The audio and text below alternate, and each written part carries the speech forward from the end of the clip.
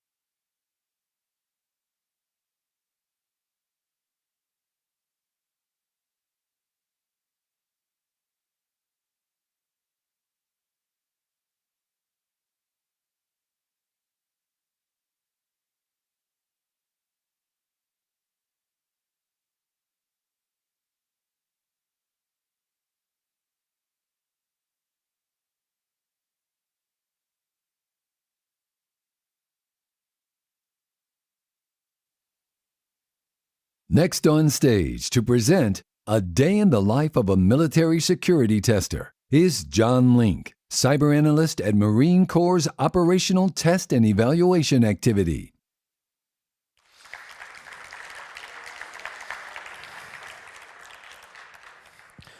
Good morning. Everybody hear me okay? So a little introduction to myself. John Link. So I'm currently an active duty Marine Corps officer doing cyber analysis work. Background was in communications and tactical IT infrastructure, and then I went on to get a grad degree, and I'm doing a payback tour doing cyber analysis work for the Marine Corps. And I get the privilege to touch almost all the new systems that the Marine Corps is procuring and do as in-depth of cyber testing as we possibly can on it. So why testing? Modern battlefield is not solely physical, but it's digital. It's a labyrinth of interconnected systems, from tactical hardware to the national critical infrastructure. And then there's cyber risks at every turn with that. So we look to do robust testing so we can try to identify and mitigate such risks that an adversary could exploit before they cause harm to our precious human capital. So a little history. Military communications and IT infrastructure, to include industrial control systems for a base post installation, as well as all the weapon systems and controls and vehicles, have long relied on robust secure communications, but those systems were limited in their capacity and scope in previous decades. What we're looking to in the future, especially within the Marine Corps, under a doctrine called Force Design 2030, is a military systems and systems of systems that are fully integrated, from the sensor to the shooter to the vehicles to the logistics systems, and then the networks to enable that. So a little bit more background on myself. Decade plus of secure tactical communications, the planning, the management, the execution, and then with that was conventional force experience and then special operations forces experience. So I can take all of that operational context and bring it forward now as I'm looking at it from an adversarial lens to try to test these new systems. So I promise you this slide is the one with the most words on it, but just a quick little bit of our agenda. So I want to talk test planning and methodology, a little bit about our formal methods within the organization, and then I'm going to talk about our actual test events. So we run conventional cyber tabletops or security architecture reviews, and then we do vulnerability and penetration assessments, and then we follow that up with adversarial assessments, or other people would call them red team assessments. And then we'll talk a little bit of from traditional ICS to the internet, some risks versus rewards. Everything's always a trade-off. I'll run through a few examples of military systems and go into a little bit of depth as far as I can. But it's more just to highlight the interconnectionness and the crossover between traditional systems, control systems, OT, IT, et cetera. And then we'll talk briefly national infrastructure risks, and we'll see what much time we've got. I've got a couple short case studies. So let's start with some of the math aspects of it, so our formal methods. We want to know what and how are we measuring. So in addition to identifying the vulnerabilities, we want to determine the level of effort required of an adversary. And we want to determine what the impact to that system is. So how long is that system going to be down that the operator can't use it? And then mission trial flows. So when we're planning through our tests, we like to use what we call mission trial flows.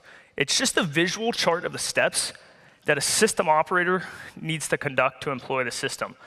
Quite literally starting with operator turns on switch X, Y, and Z, data flow from this component to this component, we need an action here, et cetera. So it helps visualize for us what that operator is going to do. And then I take that on the flip side and I work with the red team and I ask them, where can you interrupt this flow? Where can we disrupt this? And then an input-output diagram, not in the traditional sense of an I/O for a system or a computer, but an input-output diagram to understand the performance metrics of the system, what nuisance factors within that test that we can't control, weather. It's an outdoor system, weather's going to affect us, we might not be able to do everything that we wanted to do, human factors that are involved, as well as we want to identify our constant factors throughout the test, and then identify the parameters that we want to change during the test. And then how do we put all this together and quantify it? So within my organization, we have a cyber resiliency model. We base that off of the insurance risk models and using loss exceedance curves and Monte Carlo simulations to pull in all of our data and to give us some kind of metric.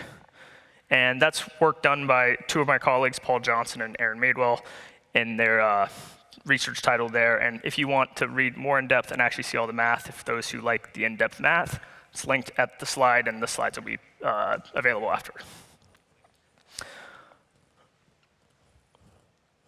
So testing, planning, and methodology. What are we measuring? So on the left, where do vulnerabilities reside within a given system? It's always the question that I'm asking. And I'm going to address that via vulnerability assessments. And then the bigger question is, how resilient is the system in a cyber contested environment? Those are key words that are in there: resiliency, cyber contested environment. That's not something that we came up with within our organization. That comes from DOT&E, that's our operational test evaluation from DoD, Office of Secretary of Defense, as well as in National Defense Authorization Act, cybersecurity strategy, et cetera. That's coming from on high. So the left, vulnerability assessments. So we're going to conduct a test via credentialed and uncredentialed scanning, which is challenging often in an OT systems, whether we got CAN, SCADA, Modbus, smaller controllers. You tip them over real easy, and then you got to get an engineer out there, rebuild the system, and start back over. Additionally, we do as much manual exploration as we can, exploring different file systems, scanning specific components one at a time. And then over on the right, back to box 2, we give the red team time and to expand on our pen test to validate the vulnerabilities and identify likely adversary attack vectors. A little bit about our model. I did not create this portion, but I grabbed it from our researchers who had put this one together. And it's just a good diagram of, if I'm testing something in that inner box, that's my system, or that's my system of systems. There's going to be a system boundary that helps with my scope. And then the concentric circles as you go out, it's pretty self-explanatory: an insider, nearsider, outsider. That's the adversary threat postures. The two brackets that you see across the top, time to security failure and time to restore function, those are the two time metrics that we are trying to identify, and that helps us quantify the amount of effort, both from an adversary and both from an operator.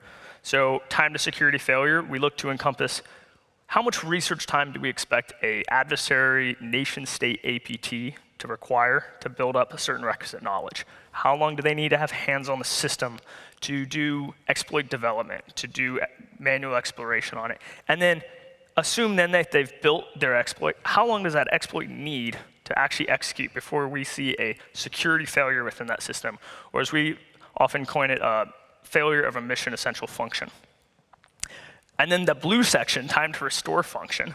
How long does the operator, and that could be a system operator on an installation on a plant, that can be a marine operator sitting in a vehicle that is providing radar, or it's just a logistics vehicle. How long does he need, basically trained, to get that system back up?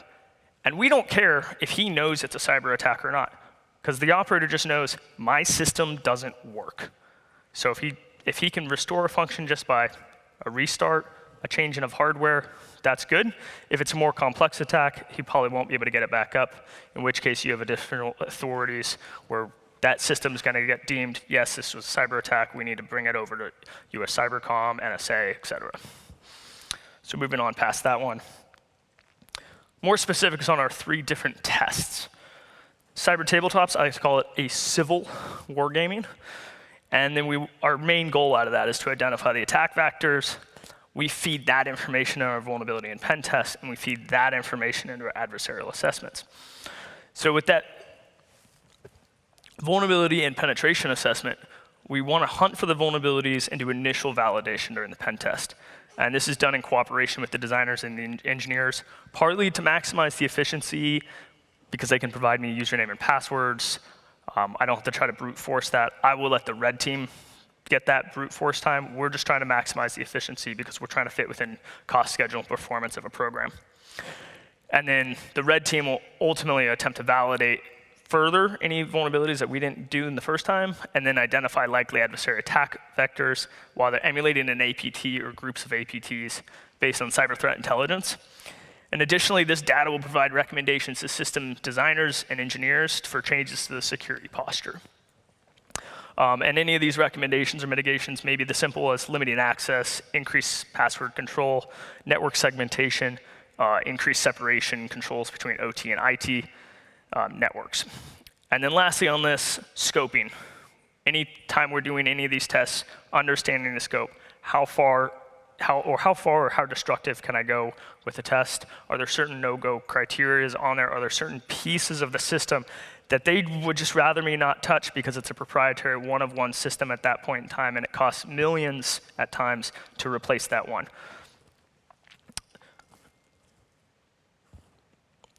So a little bit more in-depth on the cyber tabletop. All 5 boxes that you see here are the key players that you want to have in the room. But of note, I put the engineers or the system designers and the note takers off to one side. Note takers, that's self-explanatory, is why you're not going to have them necessarily at the round table for the discussion. But I don't want the system designer and the system engineer sitting at my round table when I've got my red team, I'm moderating, and I've got my system operators, because I don't care about their reaction to a cyber attack. Because when that attack hits at 3 in the morning or after day 5 of a long operation and nobody's awake, or that designer and engineer for the military, he's sitting in Quantico, DC area, Phoenix, Tucson. He's not in the first island chain or sitting off the coast of Israel. So at 3 a.m., he's not there. So at the core group is the system operators, the adversary, and the moderator. And we try to use an attack or defend discussion. So I'll usually couch the initial questions. If an adversary has X, Y, or Z access in this given component of the system, what could be affected and how can the system defend? From the effect standpoint, that's where I'll look to the engineer because I want his expertise, knowledge of that. But I want to know, how's the system going to be defended? How's that operator going to handle it? Because that's the true metric. And my end goal out of all of this, I want to have documented theoretical attack vectors of what we think is possible from an attack, and then what we think is possible from a restoration. And this also aids, especially if you're an external entity doing a test, aids you in your understanding of how that system is put together and how it's operated. So the vulnerability and penetration assessment. So finding vulnerabilities through scanning, being careful not to knock over any of your systems, your controllers, the components, or larger pieces of the system. We look to do control validations. So what does the engineer already put in from a security control standpoint? We've heard a few people mention dis-stigs. I live in that world. I get handed the stig list, and it's 10,000 items long. So we seek to identify, hey, what are some of the critical ones that we can go in and just do a quality check to make sure that they're actually in place. And being the tester on it, and I'm sure some of the other testers like McFly can attest that you often see the control on paper and you go and check and it's not there and you say, well, thank you. I'm going to highlight this through an attack path and attack vector, and I'm going to put it in my report, and I'm going to make sure you get it changed, even though they were already supposed to with a control list. And then the third step within my vulnerability and penetration assessment is I want to validate the vulnerabilities. So it's great that a scan came back and I have 200 critical high and mediums, but that doesn't necessarily mean that all of those are actually exploitable. It may have just popped because the OS typically has certain libraries installed, but the engineer may have gone and removed some of those dependencies out of there, and it's going to nullify some of these CVEs and the attacks that come off of them. So time permitting and skill set permitting, depending on what the team construct is, we try to validate as many as we can. So example, like you have traditional Modbus protocols being employed, but the customer, the vendor, hasn't upgraded to a more secure or functional network. I'll look to verify the extent of that network, document the types of control mechanisms that are already in place, and validate that an attack can actually be done through at least non-destructive means. There's always a lot of challenges with this. We have proprietary connections, protocols not typically found in traditional OT and IT, especially when you're talking one-off military systems, where I may have open source software in some aspects, but then it's doing API interfacing to very specific niche protocols or niche operating systems that have been custom tuned or custom tailored for a very specific reason. And an insight that I've always found, the best assessments, in terms of my second phase of the assessment, always come out of a successful cyber tabletop. When you've got the willing engineers who flip the table on themselves and they start thinking like an adversary, and they tell you, hey, if I was the adversary, I built it this way, but now that I'm thinking about it, I probably should have done X, Y, and Z. And that's just helping everybody in the room get it better. So moving on to that third part of our assessment, so the adversarial assessment.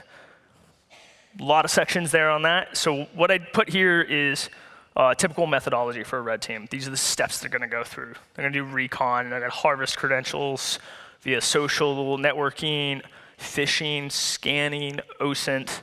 They're going to weaponize that. They're going to exploit development with specific payloads. They're going to be doing malware development, identification and using delivery systems, possibly the use of decoys. Moving into their third step with delivery. If it's an IT-connected OT environment, many traditional methods apply, such as spear phishing, malicious USB implanted device, supply chain corruption, for former vulnerability exploitation, or exploiting via a service provider.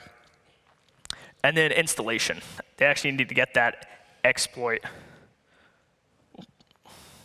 They actually need to get that exploit into there. Oh, I'm sorry, exploitation, but then, yeah, installation of the exploit. And then command and control. This one can be a little bit harder when it's OT in control systems. There's not a lot of processor power. Oftentimes, they're at those edge devices. So pulling that C2 back to part of on the core network or the IT side of the traditional IT side of the network. And then finally, their actions on objective. They always look to expand compromise, increase their foothold, and then they start this loop all over again. They find something new and they start up back at the top. Now everybody's favorite, reporting. Nobody likes to sit there and put the 10, 20, 30-page report together, but it's a must in this industry. It's a must whether you're sitting on the DoD side, you're sitting on the civilian side. Putting together the executive summary, understand who's going to read that, write it in the plain language, and written towards the people that are going to read it. Who are the decision makers and what do they need to know? And keep it brief, keep it short, keep it concise. And then the bigger, broader part of the report, you got your intro, you got your methodology, explain what the questions that you sought answers to. In this case, in my examples here, it's where do vulnerabilities reside and then how resilient is the system. I'm going to put together the quantifiable data within my report, and I'm going to give the diagrams. I'm going to give the loss exceedance curve outputs from our model. I'm going to explain the vignettes behind each attack path. I'm going to talk about the steps that the red team did, and then how what kind of effects we saw on that. And then that's either wrapped up in your methodology or that's wrapped up in your findings and mitigations and recommendations. I always lean heavily on our red team for how would you have been stopped, because that's the easy way to get to the mitigation. And then further analysis, so I want to explain, not necessarily explain the analysis in the report, but explain the back-end analysis. Why are we using this type of model and what this model's output is, because I've already talked about the methodology and the findings. And then conclusion. I take my executive summary, and I usually copy it out of my conclusion, and I remove some of the technical aspects. So my conclusion is just like my executive summary, but I have more technical details in there, because if you've gotten to my conclusion, you're probably pretty interested still, and you probably have understood most of what you've been reading at that point.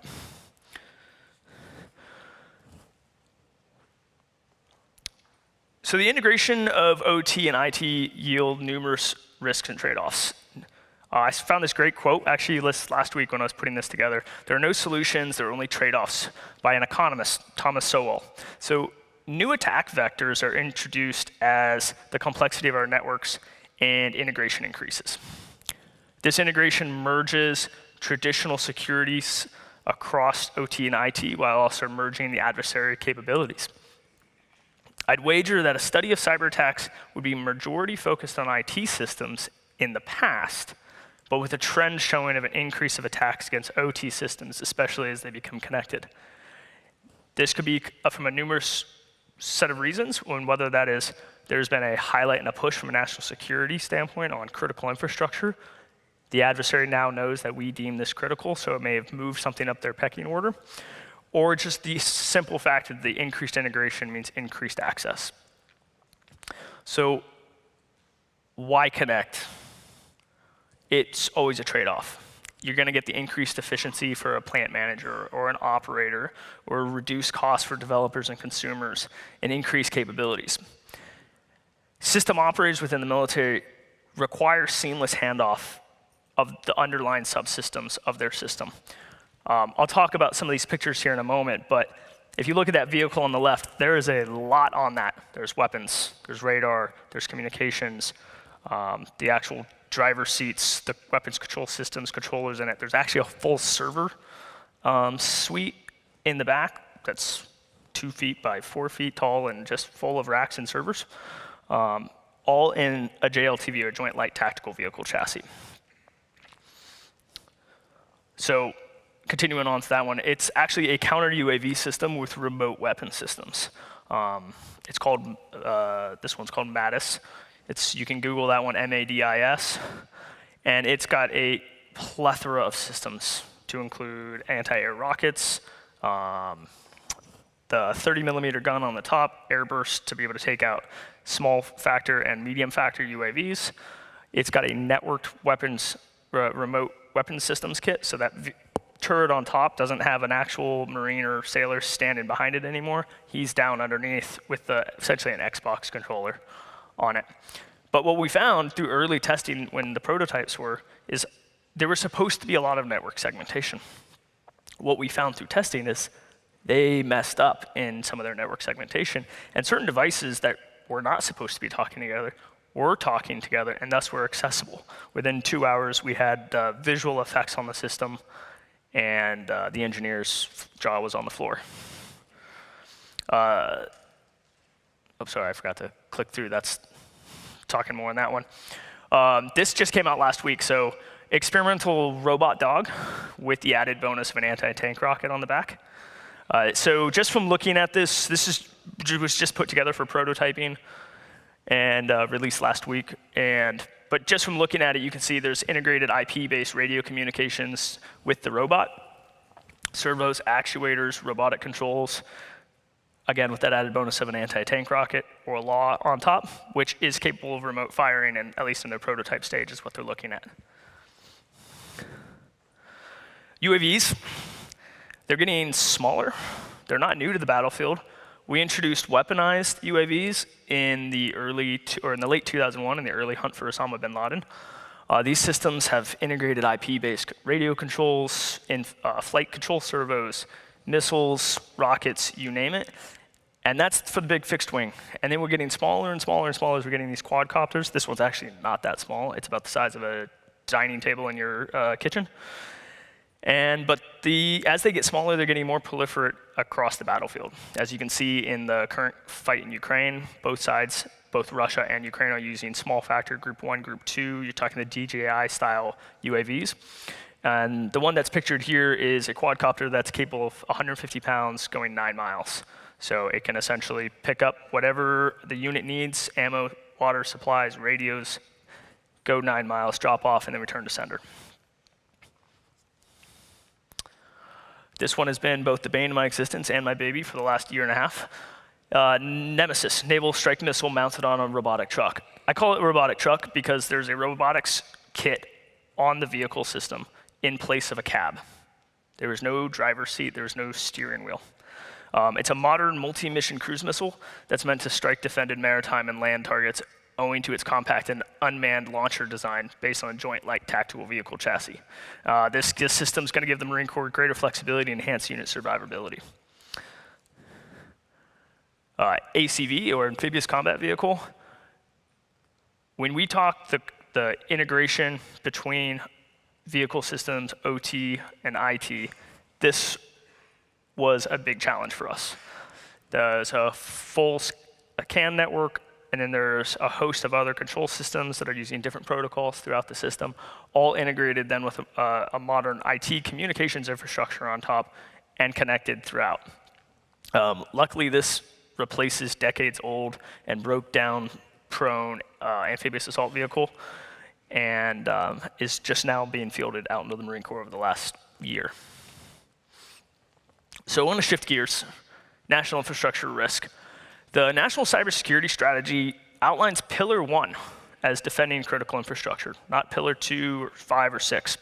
So as we move towards a more integrated world, the speed and data throughputs of traditional IT offered greater flexibility to infrastructure providers. Your internet-connected electricity monitoring and controls often come with common exploitable wireless protocols.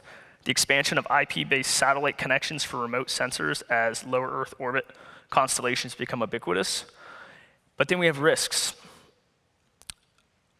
A few years ago, there was the Bowman Dam incident, where either through luck, we got lucky, and that they targeted Bowman Dam in Rye Brook, New York.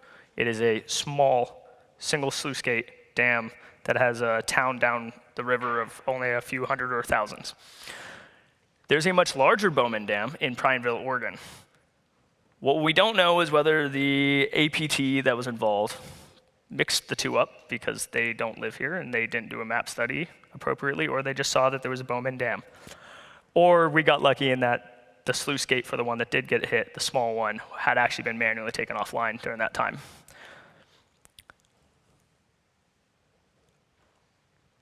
For those that were in Tom Pace's discussion yesterday, he brought up Volt Typhoon.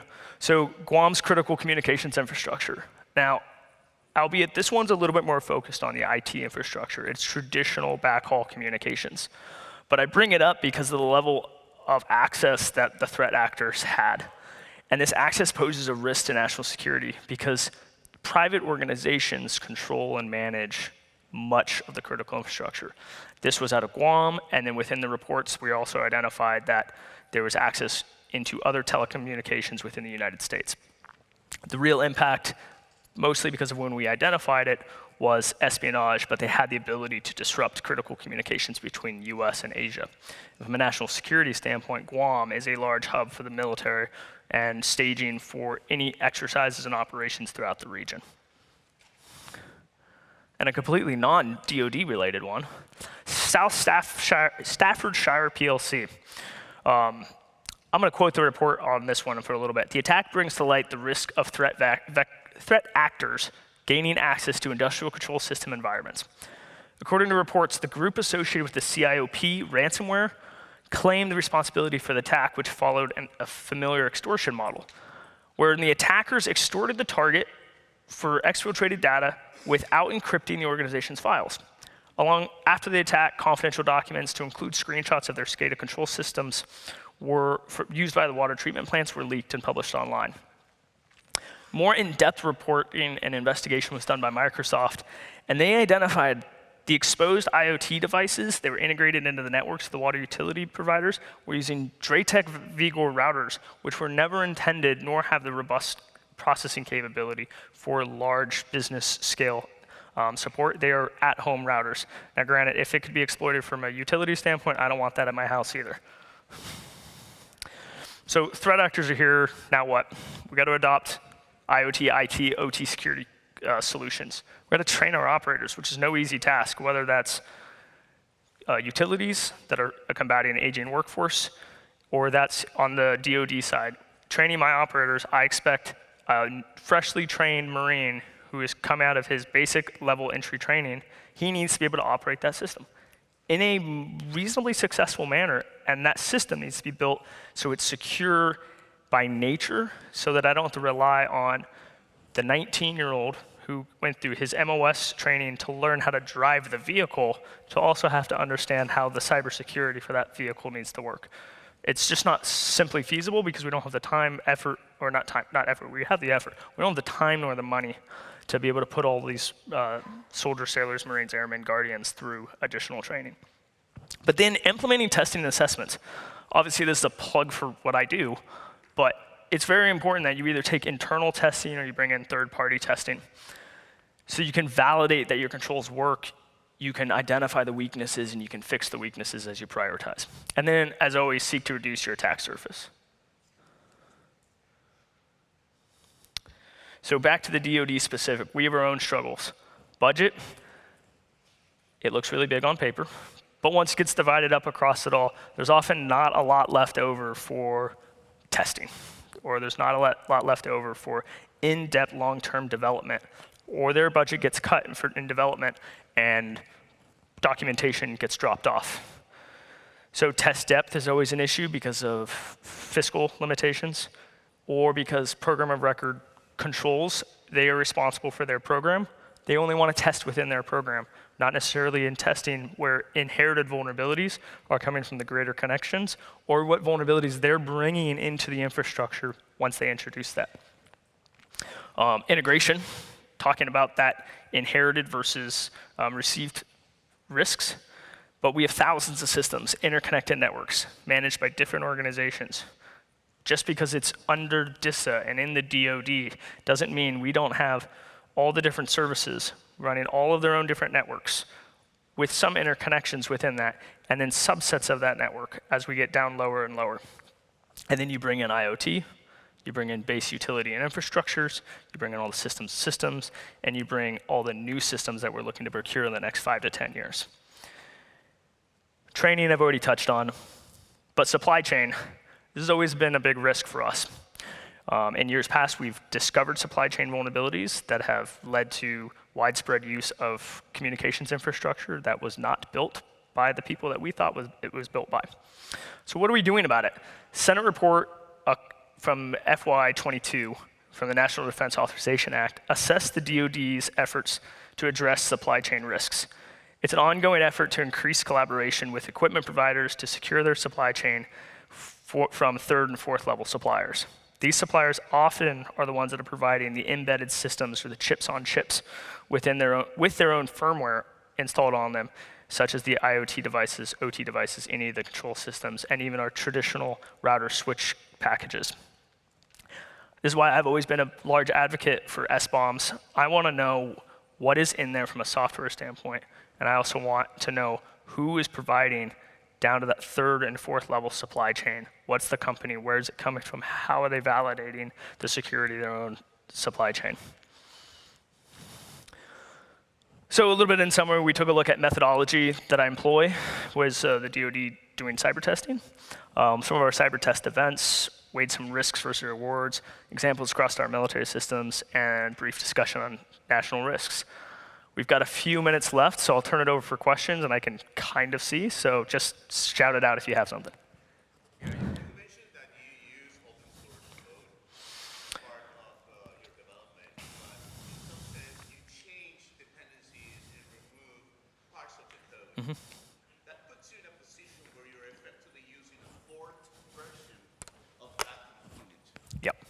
So how you go about maintaining that and keeping that without vulnerabilities, because you no longer can apply the patches that are published by the distributor. Yeah, so that's when we rely back on the contracted vendor support. So within DoD acquisitions, program office says we're going to buy X, Y, and Z. Vendor prime, you're going to provide it. Within that contract too is then also the service extension of support. So it puts the burden more on the big defense contractors to figure out how they're going to do that. And if that means they're bringing that software in, let's just say we'll just use Linux or Red Hat for an example. They're going to bring that in, but the update needs everything stripped out first because of their custom design. Then they have to go do that and then issue us the update and patch per our patch schedule that was outlined in the contract, and then we have to get it fielded out to the service. But it does pose a challenge, and in practice, I've seen those get delayed in the patch management.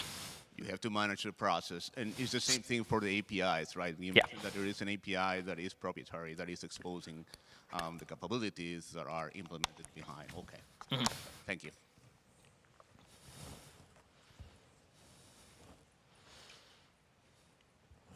If there are no more questions, I will yield back 5 minutes. Thank you for your time.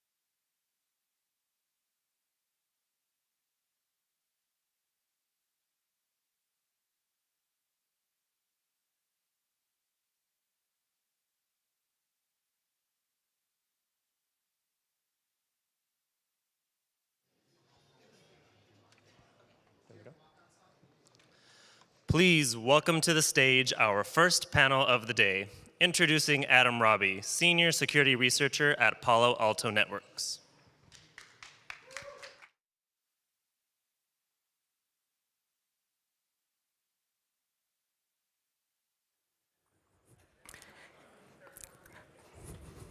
Morning, everyone.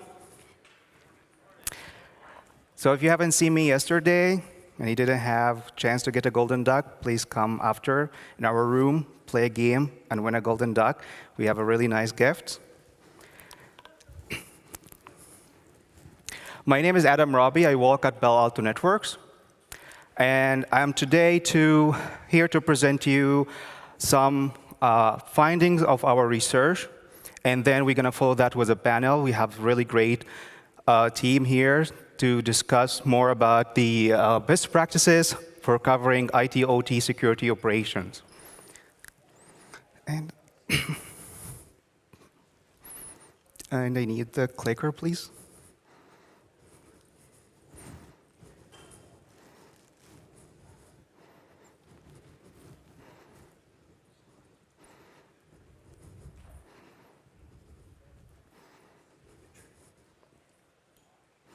Sorry about that.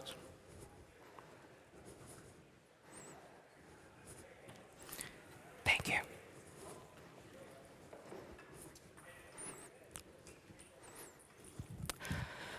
Okay, so we're going to have 4 points to cover today. First, we're going to talk about the threat research we have done.